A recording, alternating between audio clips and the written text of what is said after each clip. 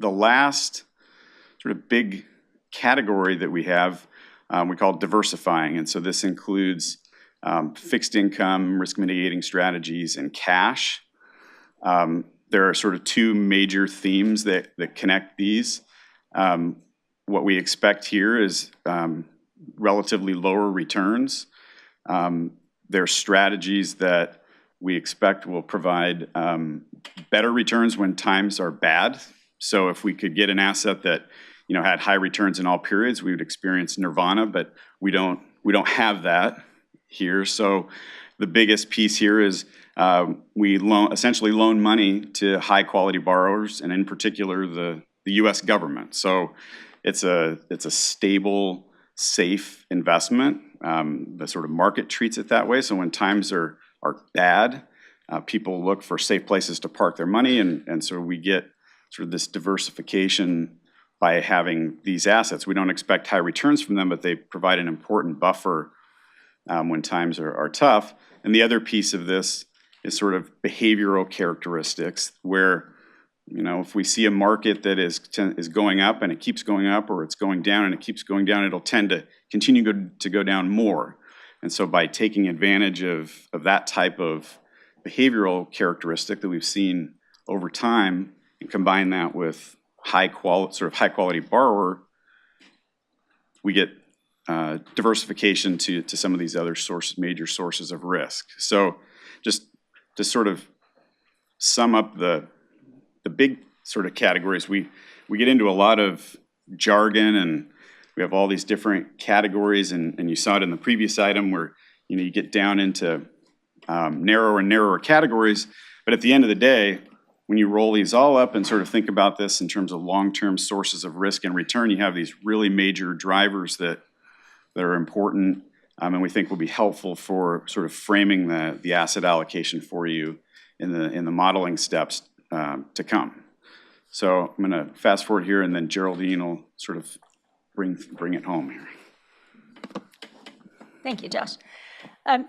So the categories you just saw, we will come back to you in May, and we will give you, based on our historical performance, what we expect we can get in each one of these categories. So risk, return, and then how these assets relate together. So if one's going up, the other's going down, these are the correlations. We will bring you those assumptions for approval and discussion.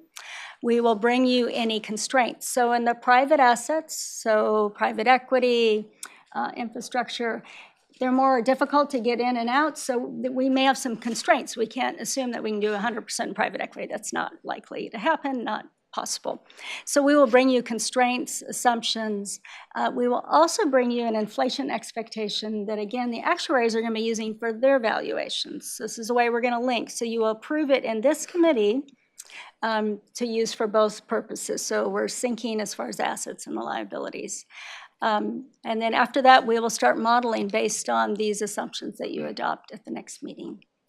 And I'm not sure if the consultants have any comments they'd like to add, or if you have questions at this point, but we're done with the presentation. Chris, let the consultants go first, okay? Thanks. Mika, Alan, in terms of the timeline that's laid out before us, we're really not being asked to take our significant decision for almost 10 months. So this is really education and understanding of the portfolio and the risks and return. Go ahead. I can't underscore enough that this process is the single most important decision that you'll make in terms of funding the pension plan. There's very little, if anything, you can do about the benefits, nor do I think you would want to, other than possibly increase them if you had the ability to do that. But it's just crucial to understand that paying those benefits based upon the formulas that have been created to date assumes you're going to make a 7% rate of return. And it's just important to recognize that when you look at the role of assets at the next meeting, there are very few assets that generate a return that exceeds 7%. And it's a whole group of assets which don't return 7%. So coming up with a strategy that has a high probability of success is going to require that an overwhelming majority of the portfolio has growth risk. And the challenge is how to diversify that growth risk. And The last time you went through this process, we spent more time talking about how to diversify growth risks than anything else, but that's the trade-off. This is a process of trading off, recognizing everyone has the same goal. Over the long term, how do we have the safest, most prudent, thoughtful investment policy to meet those future liabilities? Thanks, Alan. Mika? The only thing that I would add is that philosophically, I think the move towards thinking of these asset classes strategically and how they either expose you to growth risk or diversifying assets, I think that that's a really, really intelligent way to overlay the portfolio, and I think it will really help the process going forward. Thank you. And how important is it for us to keep our eye and view on the fact that one of the greatest advantages we have is the long-term horizon that we're looking at? Decades, generations. Is that a big advantage for us? It's a great advantage to have a 30 or 40-year time horizon. But a 30-year or 40-year time horizon is composed of 30 or 40 individual years. You have to survive each one of those years, and it's the classic of talking about the river, which has an average depth of 1 foot.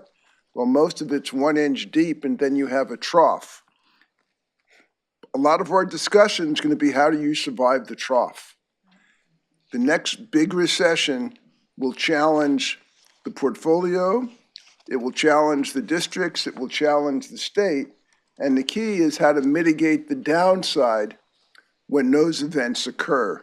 So you can't just plan for the happy days. We used to do that. When I started in this industry, we just assumed that everything would always work out. The tech bubble and the global financial crisis was a wake-up call that more time needs to be spent on unlikely negative events. Thanks, Alan. And I think, Erica. So just on that point, I'm thinking of the 87% or so of the, I guess, economic growth risk. So it looks like a lot of the assets are high risk and high return. But how do we think about electing the right group of asset allocation targets, given that, the likelihood of a recession? I mean, the Department of Finance continues to say, well, we're going to hit a recession at some point, and I think that some point is coming closer. How do we think about this whole mix, considering that? And in the thinking of your answers, because we have several new members of the committee that were not here when we adopted the RMS strategy, which is now 9% of the portfolio, over $20 billion. Can you incorporate that in your response to how we're thinking about reducing our exposure to growth risk and taking some of volatility out of the portfolio during a prolonged downturn? Yeah, Go ahead, Scott.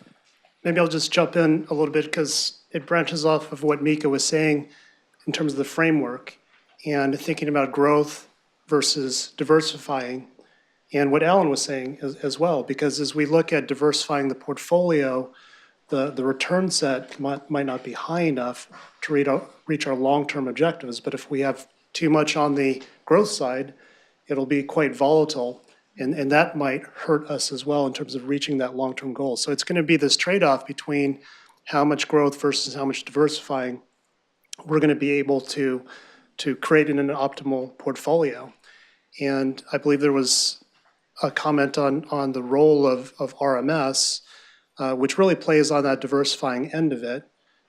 Stephen Tong and the RMS team are going to give an update later today, so we'll talk about that more in depth.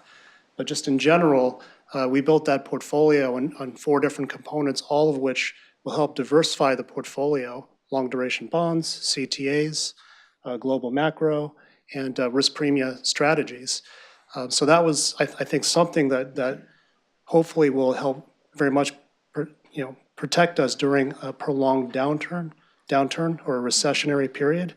But of course, we can't build the whole portfolio around that. There's going to be this trade-off because we need to achieve that 7% return target over the very long term.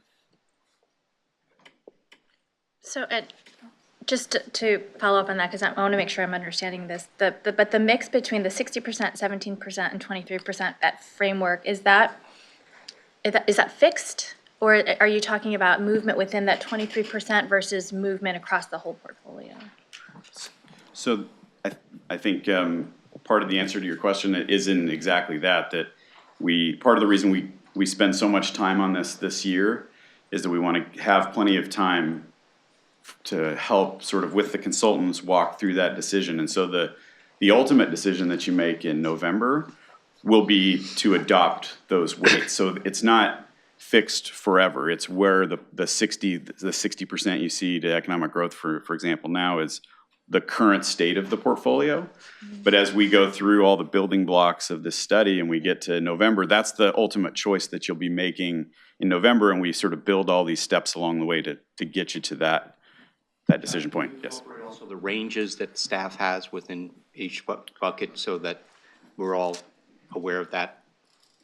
Absolutely. And so the asset allocation policy now and what we would envision in the future too, the policy that you see is at those asset class levels that I showed on that slide, sort of individually, they have targets. And so say 47% for our long-term target for global equity, that has a range of plus or minus 6%, and the other asset classes have similar ranges. And so that comes back in November, you would set that policy, what the target is, and then when we come back with the policy and the implementation plan in January or February of next year, again, we keep those ranges, and that's been a consistent theme for us in the portfolio. And if I can add, Josh, to your answer, Alan and I have been at this a heck of a long time, oddly enough, together. Predicting the future is difficult. And just like the Department of Finance finds, predicting when that recession will occur is really, really complex. You think it's going to be soon, but you're not sure. So because we have that 30-year horizon, we assume there are going to be multiple recessions. And we're building a portfolio, in essence, to ride those troughs up and down, but still achieve the overall goal of the plan. And that's the art, the challenge that you'll be faced in this effort. How much risk do I want to take in the portfolio? Because if I don't take it in the portfolio, I've got to take it in contribution rates. So how much risk do I want to take in the portfolio? And then I've got to balance it to avoid those difficulties in recession. We're not going to try and time this market or time the future. We can't buy and sell this entire portfolio. That's why I use that analogy of we're a ship in the ocean, always out at sea. We're going to have rough times. When Alan and I were at this in the 80s, like he said, we assumed it was going to be good times. I do remember, though, we did assume that we'd have a recession about every 4 years. I think what's caught us, not necessarily by a lot of surprise, but has been more of an awakening, is the severity of the recessions. 01, 02, and obviously you had 9/11, you had unusual occurrences, but then the severity of the 08 great financial crisis. We were used to, through the 60s, 70s, and the 80s, we were used to 18-month short negative 1% GDP recessions. And that's what this portfolio is designed to weather. Okay. Erica, did you? Yeah, did you have some? Geraldine? I think what will also help with this debate is when we do provide alternative portfolios, we're going to say this portfolio with this confidence and this probability, you'll be able to fund, within this range. Or with this portfolio, we're pretty confident you're going to have to raise contributions. So what's different than we've done before is you're going to see very explicit information from our actuaries on each alternatives that will help you have the debate. Where do you want to put the risk? Is it the contributions or is it the funding levels? So they'll help you debate this. I think that will help us tremendously when we see those examples in front of us. I think so. Thank you. Okay, Erica? Keith?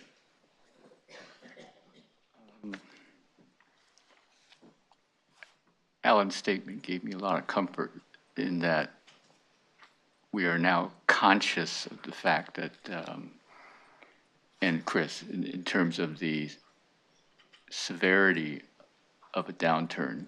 And I guess we still are on uncertain ground because of what the Fed is doing. and no one knows after, quantitative easing and all that, what's going to happen, what the effects of that could be.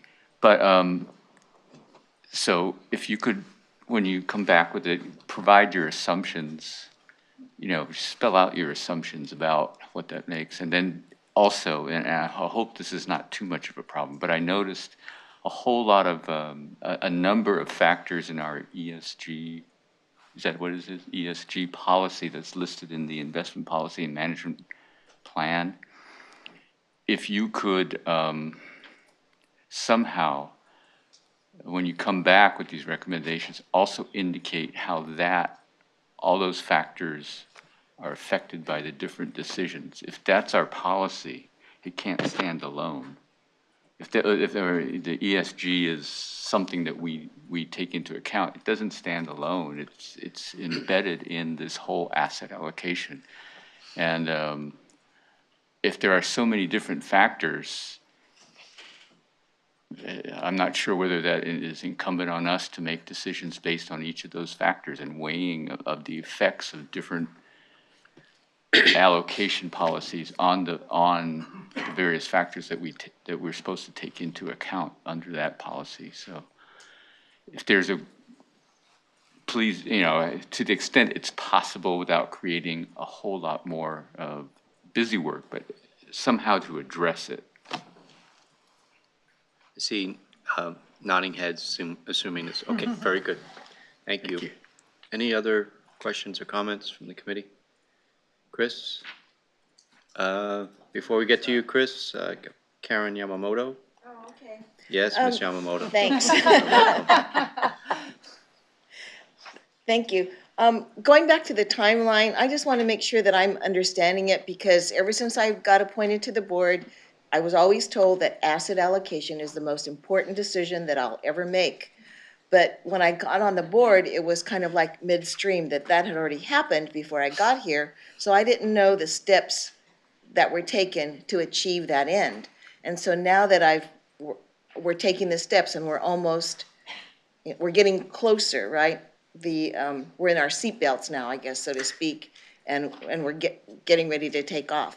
So when you looked at when I look at your timeline, when you say portfolio modeling, does that mean what you said earlier about giving scenarios and what are the constraints of that, what it would look like for certain conditions to be there and not be there? Is that what you're talking about in terms of the modeling? Yes, we'll show different alternative portfolios. So Okay. this weight in this asset class, this weight, and then this is the risk with each one of those portfolios. right, Risk, okay. right, as defined as market volatility or contribution rate risk. Regarding scenarios and economic conditions.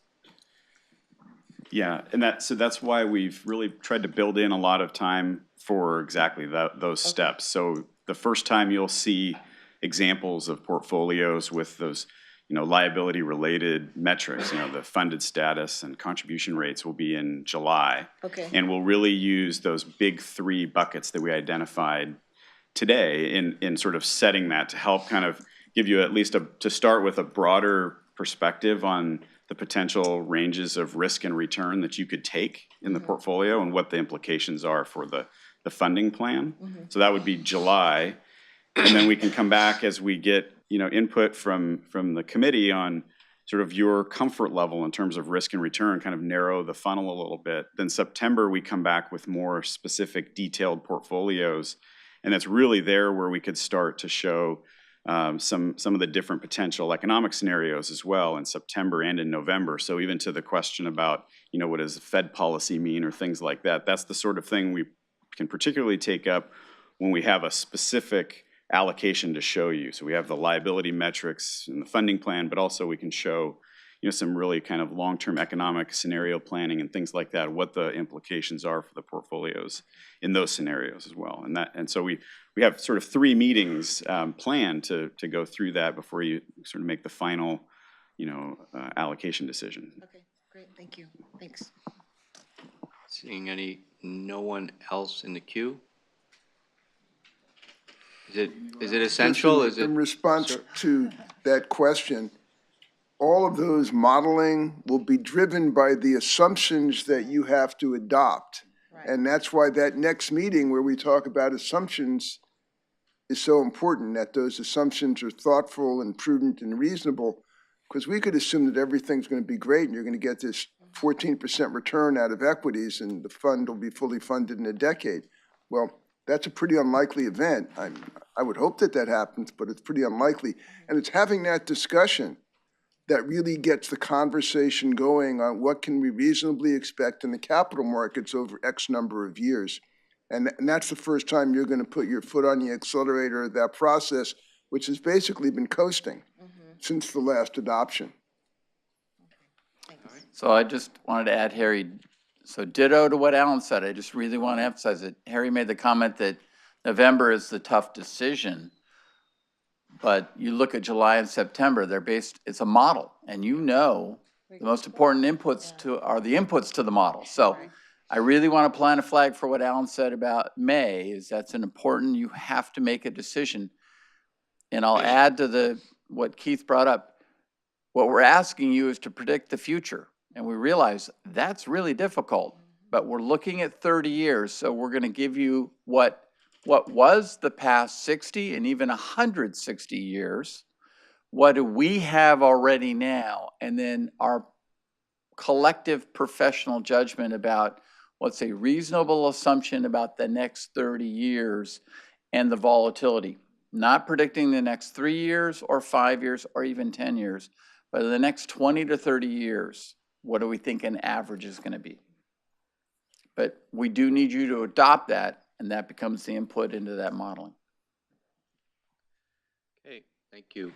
Don't see anyone else. I think that does it for the presentation. Thanks. It is 11:45. We had one more item scheduled before lunch. Does anyone object if we break for lunch now?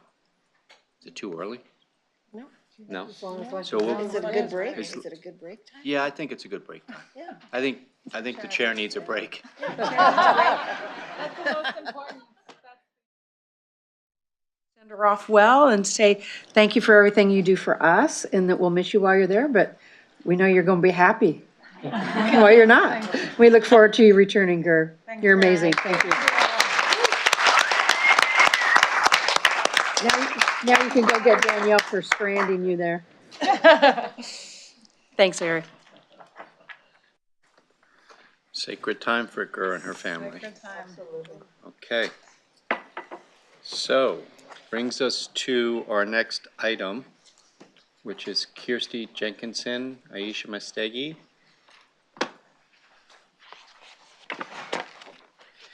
This is item 7, I believe, on the agenda. Yes, the Sustainability Investment and Stewardship Strategy Report information. Welcome, Kirsty. Welcome, Aisha. Turn it over to you. Okay, thank you, Harry. Hello, everybody again. Very pleased to be in front of you. Today is day 57 for me at CalSTRS. I'm still counting in days. And we're going to give you a little overview, Aisha and I. So Aisha, who along with Brian, who you heard from earlier on the green team, helps me sort of set the strategy and manage our, as was being referred to already, our Sustainable Investment and Stewardship Strategies team, formerly known as Corporate Governance. We still sort of add that in. When I first spoke to you a couple of months ago, I think it was very early on, and we talked about the new name, what the rationale behind that, and the memo and this discussion builds a little bit on that. I think there are 3 items that I want to cover today, and see it in 3 ways, really. The first is for some who obviously are trying to orientate to the work of our team, just a reminder of the goals of our team and the roles, and some emerging priorities, actually many of which have already come out and been in earlier discussions. So that's sort of number 1 issue. Number 2 is to deal with a thornier issue that the board has been debating and staff for many years, and a proposed framework perhaps to help us think about a thorny issue. And then the third item, and Aisha will take the lead on this, is as our governance sort of our voting expert as well, reviewing what's a timely issue, which is peak proxy voting season that's coming up in the next one. Actually, we're in it right now, as if you asked the team and many of us involved. These are information items, but I'm hoping that they will give you a sort of a steer for action items as we develop them throughout the course of the year with you.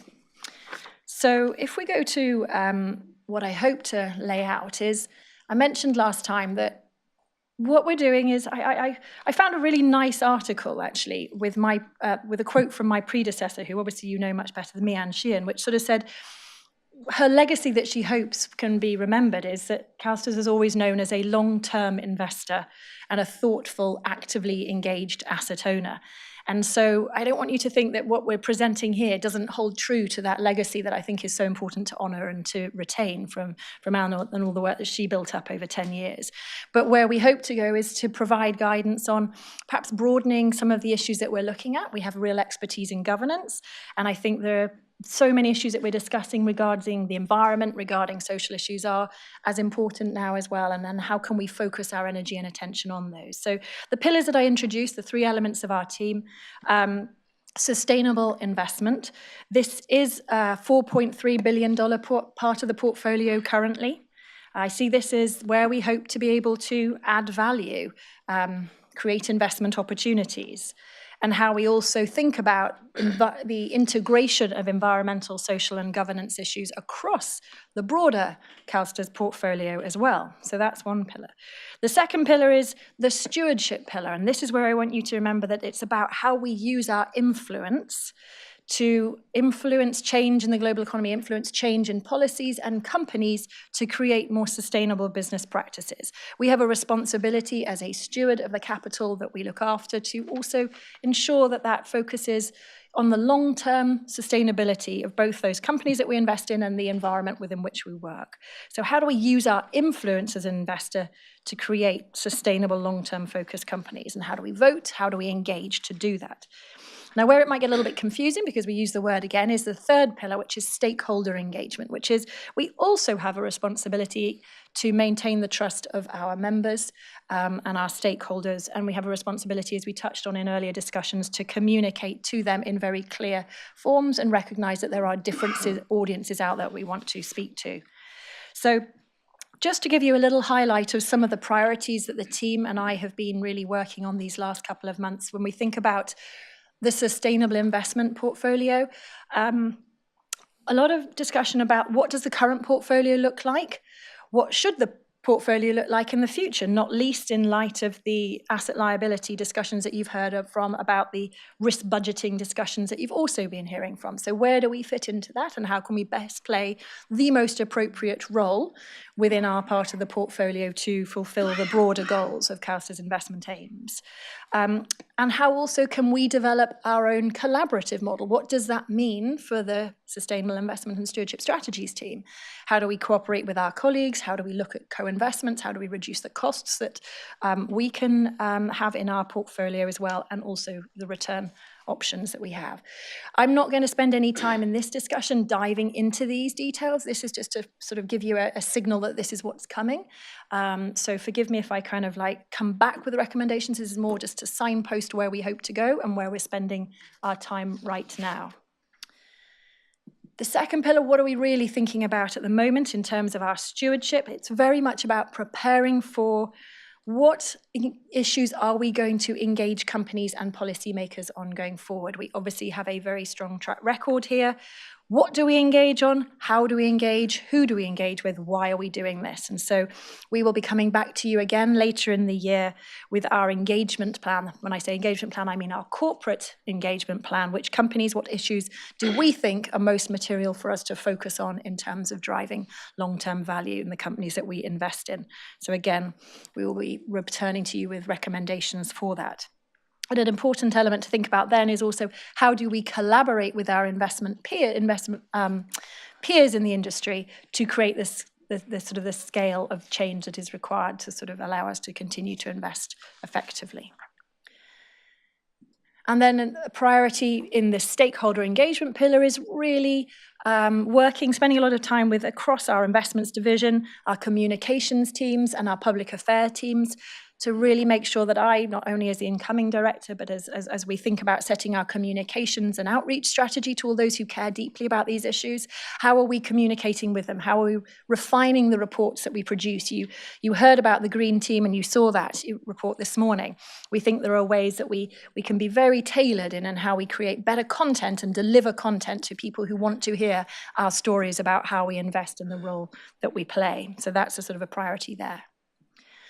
But it would be remiss for me not to kind of add on, because it's always too simple, isn't it? Just to have pillars and you have clear priorities within each of them. No. You've got to have some other things that are going on as well, which are quite broad. And I think, again, we've touched on this already. To be able to fully understand how we respond to the low carbon economic transition. Again, I'm not going to spend too long on this. It was talked about earlier, but I think that is an absolutely essential overarching strategic priority that I'm hoping we can work with you and our other colleagues on as we go forward with with addressing those issues. We obviously are doing significant work in this area already, but we know that we can always do more, and the pace of the change in front of us and what that means for our investments, I think, is going to be an incredibly important discussion going forward. What do we do there? But this maybe takes me to the other overarching strategic priority that I think we have been grappling with, and I hope to dive a little bit deeper in today, which is, it's slightly flippantly written here, defining the M word. And we see that as materiality. How do we decide what materiality means for CalSTRS? And to break that down, why is that important? And I'd sort of set it up in a couple of ways. I think by understanding what is a material issue for our investment portfolio, it helps us prioritize. It helps us be a prudent fiduciary for the system that we oversee. But at the same time, it acknowledges many people care deeply about a whole range of environmental, social, and governance issues, either individually in their personal lives or in their business lives as well, or in their whatever work that they do. Most of us, I would hazard a guess, want to leave a good impression on the world. We want to try and make the world a better place. And I think we can often get a little bit lost and confused on when do we prioritize which issues and how do we do that when we care, and many people care deeply about that, and not least the constituents that we serve. So what I hope to walk through with you today is building on all of our existing policies, but perhaps creating a pictorial framework that might make it a little bit easier to help us all navigate through the way to think about materiality and the way we prioritize the issues that we look at and the way we respond to them. So what I'm hoping we can get to is an understanding of clearer roles and responsibilities about how we prioritize and what are our different options for responding to different issues. So what you see in your front of you on the memo or the briefing paper is I'm going to break down a little bit into a framework here that I'm going to walk you through. I don't think we're going to solve this today. So what I'm not putting up today is kind of like an agreed upon plan. I would hope that I can get your input on this as a framework that will need further work and further iteration to make it actually executable and implementable. So that would be the first thing I'd say. Think about this in terms of a proposal. It's a draft. We're suggesting that in the red coding, the investment committee takes a lead in decision making, and in the green, the staff leads in some of the decision making. And that purpley blue bit is all where we need to go away and do more work if we get your sort of blessing for understanding that this could be a helpful framework to clarify how to make this implementable. So that's a little bit about the coding that we're going to go through. So if I think about what I'm proposing here in a framework, again, drawing on what already exists, but hopefully making it a little clearer, are 3 channels for CalSTRS to define materiality in terms of a whole range of environmental, social, and governance issues that we look at. And I would suggest that this first channel, the sort of left-hand side of the slide, is where we should devote the most attention. This is where this is what matters to the long-term performance of the fund. What are the particular issues that affect the financials, the long-term value drivers, the competitive positions of the companies that we invest in, whether they be companies, whether they be sectors, or whether they actually be countries. We need to spend, our time really focused on these issues. We have tools to help us do this already. Again, Chris mentioned the Sustainability Accounting Standards Board has come up with a set of criteria for determining what are the most material ESG issues per sector. So this is making the differentiation that, if you're a beverage company, understanding water risk and water scarcity is very material for the long-term sustainability of your business. That same risk is not the same at perhaps a different company like an IT solutions company. So we have tools that can help staff already evaluate the investment risk linked to sort of material ESG issues. We have our ESG risk policy, which also serves to do that. We can use that. We have our managers and other experts who can help us understand financial materiality on the companies that we invest with. And we have different ways to respond to these concerns, and there's a whole spectrum of issues. I think often we might hear that we're also, the first point might be divest, but actually you can see we've got multiple routes to understanding what that risk is and how it should be managed. We can monitor it, we can work with our managers, we can exclude it from benchmarks, we can engage as we do through our stewardship strategies. Many, many ways that we can address those risks.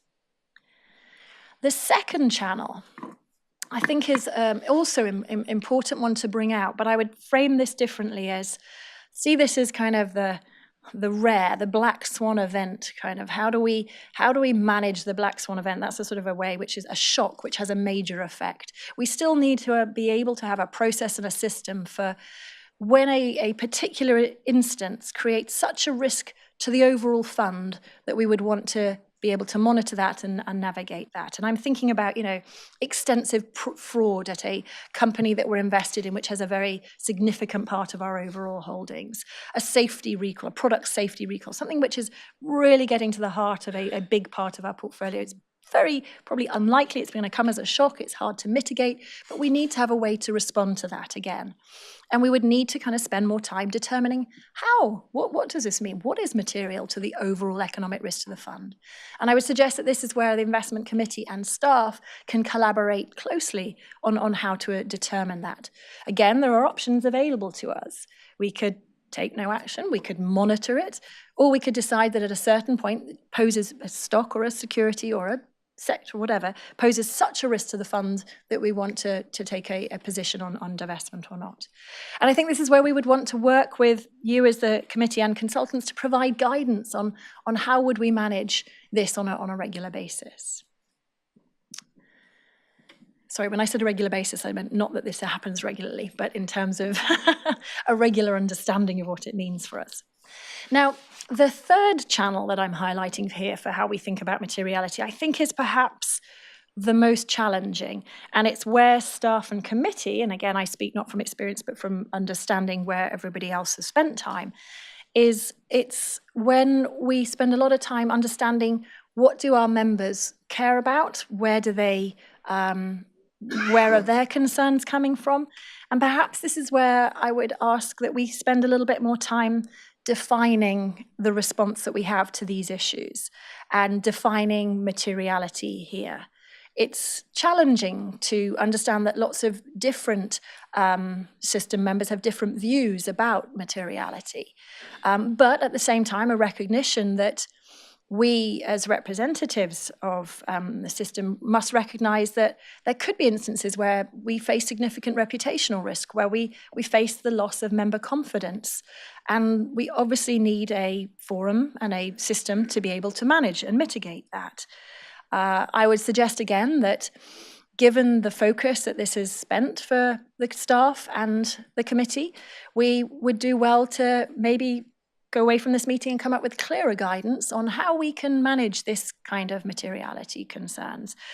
We would like to understand better how we map system members and then people who are not members but are just interested in what CalSTRS is doing. There is a differentiation there between different groups who are interested in what issues we focus on.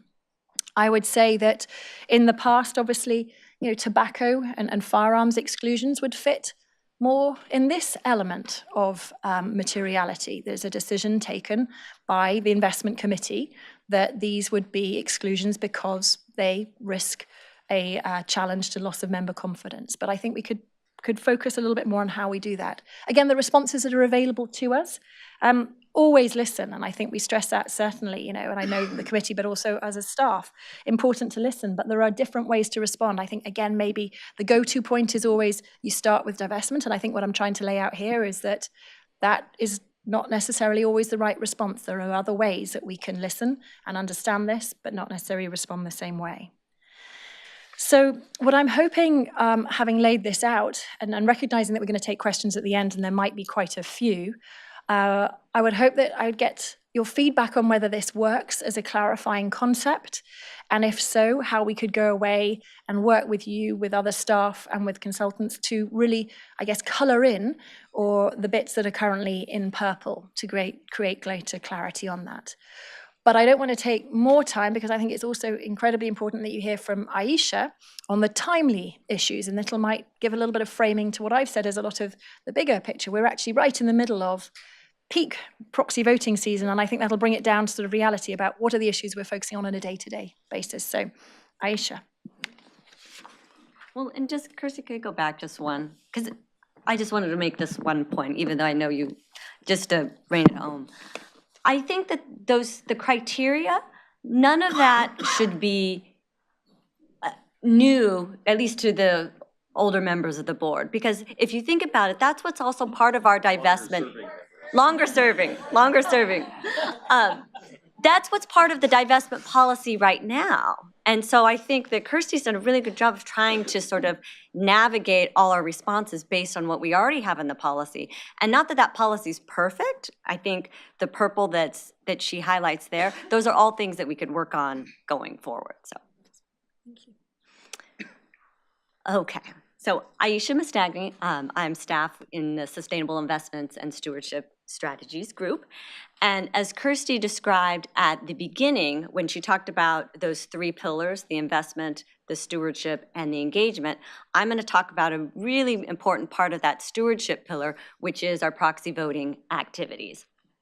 And I think that we throw around proxy season a lot, and I just want to emphasize that we vote 8,000 companies a year, and 70% of companies have their annual meetings in April, May, and June. So that's where we're very, very busy, not just executing the proxy votes, but also the inbound requests from companies that want to engage with us about our proxy votes. And so we spend a lot of time not just voting, but determining which companies we're going to meet with, what issues we want to talk to them about, and that takes up a huge amount of our time during the springtime. So I'm just going to quickly, talk about what we think might be the hot topics for 2019. This list is in no way exhaustive of things that may come up, but there are 5 topics that are getting a lot of attention as of late. The first being executive compensation. This has been one that is a perennial issue for a lot of investors, but I imagine that it may get a lot more attention in 2019, just given the volatility in the markets. We as investors, CalSTRS, we're always looking for pay for performance alignment, but we want to make sure that pay is just as elastic on the downside as it is on the upside. And we've seen a market that has basically been a bull market for the last 10 years. I mean, Chris has gone over this. When that performance starts to pull back, we want to ensure that pay is also commensurate with that. The dual class issue, this has gotten a lot of attention lately. Lyft obviously is going public tomorrow, and I just want to make sure that everyone knows this is an issue that we care deeply about. The one share, one vote concept is fundamental to the corporate governance principles here at CalSTRS, because without the ability to hold companies accountable, all that other engagement sort of goes out the window. We did write a letter to Lyft executives. We have not heard back from them, but it is, I don't know if it was shared with the entire board, but we are on record with our views in regards to Lyft. Share buyback. This is another one that there's been a lot of academic research lately about companies using share buybacks. Buybacks can be a very appropriate use of capital, but there's been some academic research that shows they can be abused. And so I think we're going to be hearing more about that. There's also been some legislation that's been proposed. So we're going to be spending some time thinking about what our response to this issue will be. And then the last two hot topics are priorities for CalSTRS. They're long-term priorities, board diversity and climate risk disclosure. These are things that we have worked on for the past several years and will continue to be hot topics for 2019. Yeah, Aisha, can you just, I know the board knows, but for the teachers in the back, describe what a share buyback program is real quick? Sure. Okay. Let's see, so which one? So dual class, I'll start there, that's probably the easiest one. For most companies, if you own a share, that means you get one vote at the company. There have been some companies, and we've seen this rise in the last couple years, especially with California Silicon Valley companies, where the founders get 20 votes or 10 votes for every share that they own, and they only allow the outside investors to have one vote per share. So basically, it allows them to retain voting control not only on their executive compensation, but who sits inside the boardroom, and it just allows them to maintain control. The share buyback issue is companies periodically, I'm going to describe the way it should be used. If you have an excess amount of cash and you believe that your stock is undervalued in the market, you can use that cash to buy back shares. So it lowers the total number of shares that are available in the market.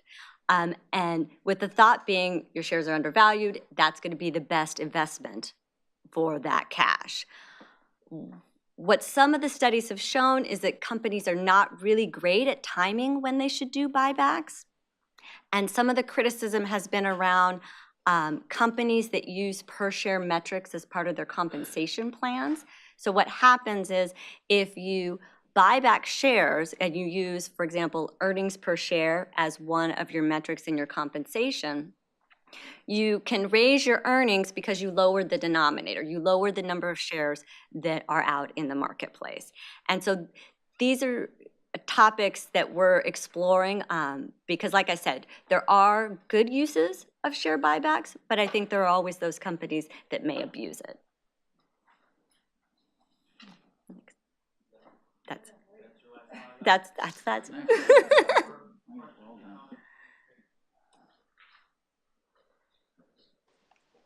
Karen.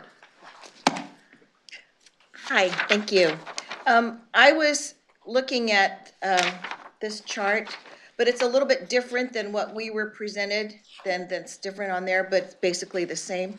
But one of the things was sometimes there's legislation that's introduced that requires us to divest. Where does that fit into this scheme? And thank you. The differences that you're alluding to is I didn't want the slide to be so busy. Oh, I'm on. Yeah. Thank you. Okay. I didn't want the slide to be so busy because I know you lose text here. So it's a little bit of a briefer format, but it's essentially exactly the same apart from taking some words out to make it clearer. So in terms of legislation, this is where we, have to respond to it. I don't think that we have a ability to, obviously that's what we have to do. I would suggest that that's where we are mandated to respond.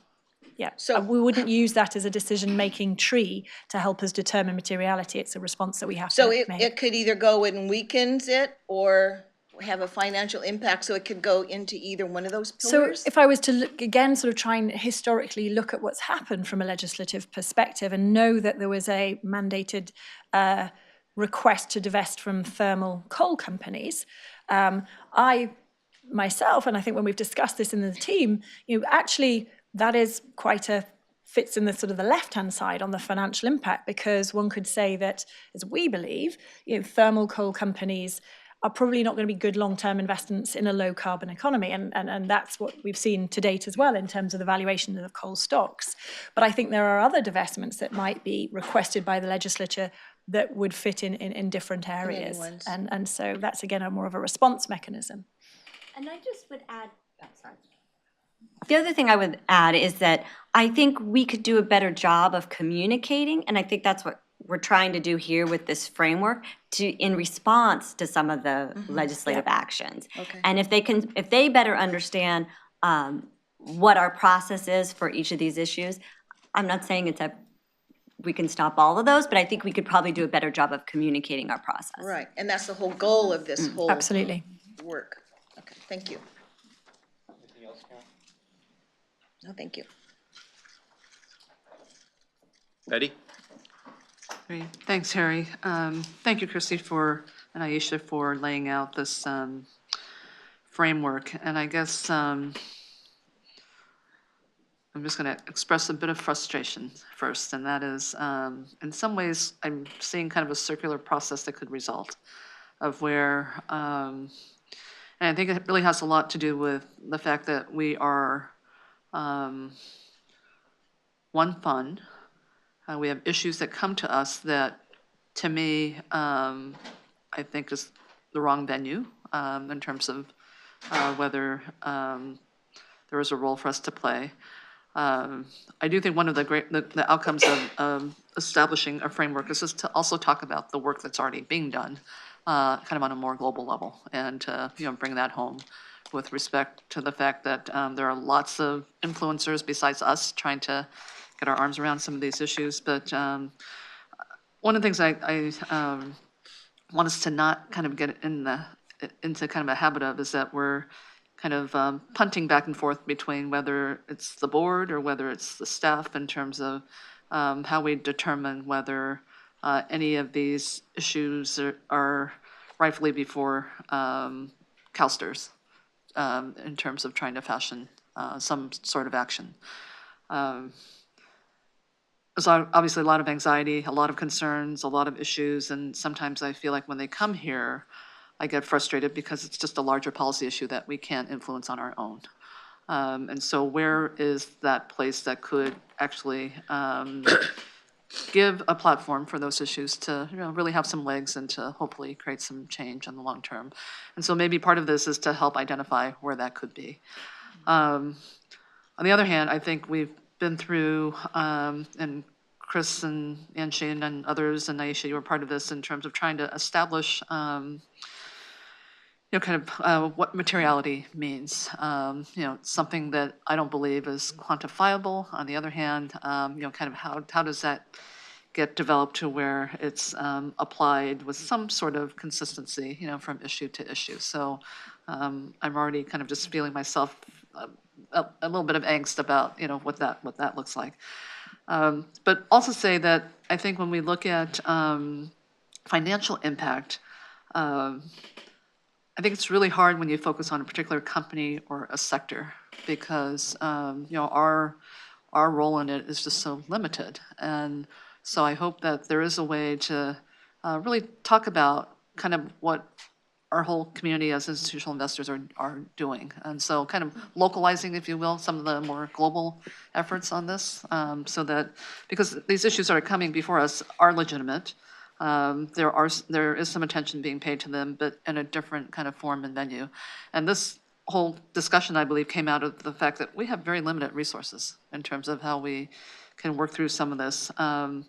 And I don't want this board to be all of a sudden kind of trying to straddle our fiduciary duty against, kind of the many demands that are coming before us. And again, not minimizing those demands because frankly, I'm very much in favor of looking at some change in that. So I think it's a little bit of a balancing act. I think it's helpful maybe to talk about what materiality could look like that might help us structure that. But I really want to go back to the analysis that was done, and this is not to revisit the vote, but on the private prison issue, which I thought the team here did just really a wonderful job doing the analysis, really weighing it against all of the risk factors. And if we can't continue to hold on to that as kind of a way to look at a particular type of investment, I just think that there's, I just want to give that some credibility and acknowledgement because I thought the team really did an outstanding job. And, we all bring different things to the table here as board members. I'm sorry. That's Mary. okay, that's okay. No idea. Where is he even I was saying we all bring You need to put your different phone things to the table. As board members. I hit a wrong button That's evidently. okay, that's okay.